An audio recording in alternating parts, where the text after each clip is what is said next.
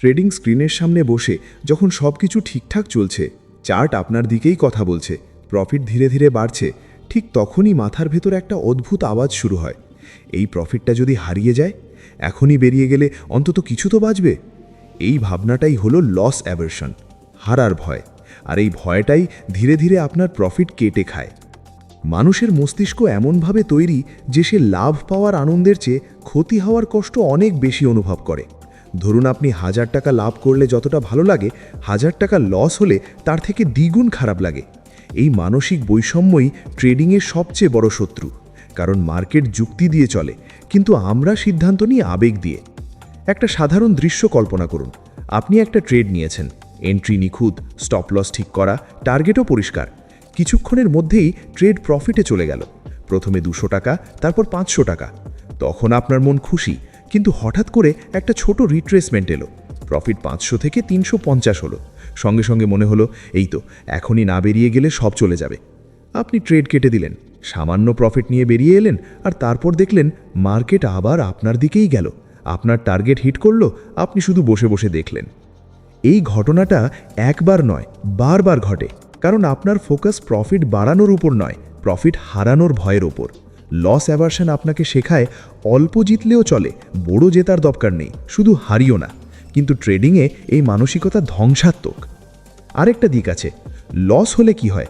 ধরুন আপনি একটা ট্রেডে ঢুকলেন, একটু পরেই সেটা লসে গেল। স্টপ লস কাছে, কিন্তু আপনি ভাবলেন এখন বেরোলে তো লসটা ফিক্সড হয়ে যাবে, একটু অপেক্ষা করি। এখানে আবার লস অ্যাভারশন কাজ করছে।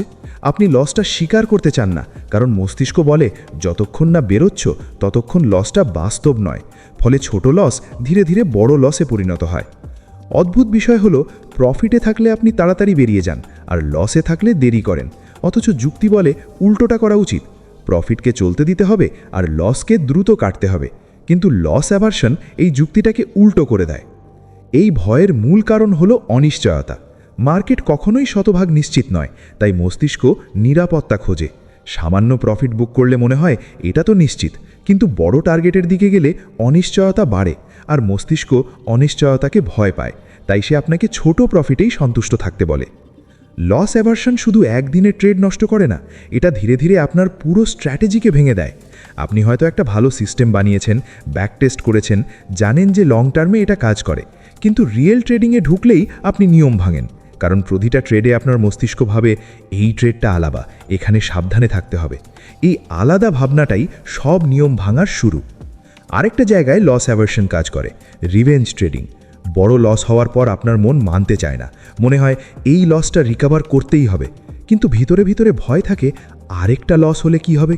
ফলে আপনি হাফ হার্টেড ট্রেড নেন, কখনো খুব তাড়াতাড়ি বেরিয়ে যান, কখনো স্টপ লস সরিয়ে দেন। ফলাফল আরও ক্ষতি। মজার বিষয় হলো, আপনি যত বেশি লস এড়াতে চান তত বেশি লসের দিকে এগিয়ে যান।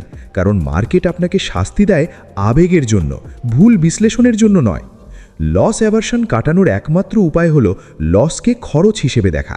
যেমন ব্যবসায় ভাড়া, বিদ্যুৎ বিল, কর্মচারীর বেতন, এগুলো ব্যবসার খরচ। ট্রেডিংয়ের লসও তেমনই খরচ। আপনি যদি আগে থেকেই মেনে নেন যে এই ট্রেডে আমি এই পরিমাণ টাকা হারাতেই পারি, তাহলে সেই লস আর ভয়ের কারণ থাকে না। আরেকটা গুরুত্বপূর্ণ বিষয় হলো প্রতিটা ট্রেডকে আলাদা করে না দেখা। আপনি যদি প্রতিটা ট্রেডকে জীবন মরণের প্রশ্ন বানান, তাহলে লস অ্যাভারশন আপনাকে নিয়ন্ত্রণ করবেই। ট্রেডিং হলো সম্ভাবনার খেলা। এখানে এক একটা ট্রেড নয়, সিরিজ অফ ট্রেডস গুরুত্বপূর্ণ। আজকের লস, কালকের প্রফিট, সব মিলিয়ে ফলাফল বেরোয়। যখন আপনি প্রফিটে থাকেন তখন নিজেকে প্রশ্ন করুন, আমি কি এখন বেরোচ্ছি কারণ আমার প্ল্যান বলছে, নাকি শুধু ভয়ের জন্য? যদি উত্তর হয় ভয়, তাহলে বুঝবেন লস অ্যাভারশন কথা বলছে। আর যখন আপনি লসে থাকেন, নিজেকে জিজ্ঞেস করুন, আমি কি নিয়ম অনুযায়ী বেরোচ্ছি, নাকি লসটা স্বীকার না করতে পেরে বসে আছি? লস অ্যাভারশন পুরোপুরি চলে যায় না, এটা মানুষের স্বভাব, কিন্তু এটাকে চিনতে শেখা যায়। আপনি যত বেশি নিজের আবেগ ধরতে পারবেন, তত কম প্রফিট কাটা পড়বে।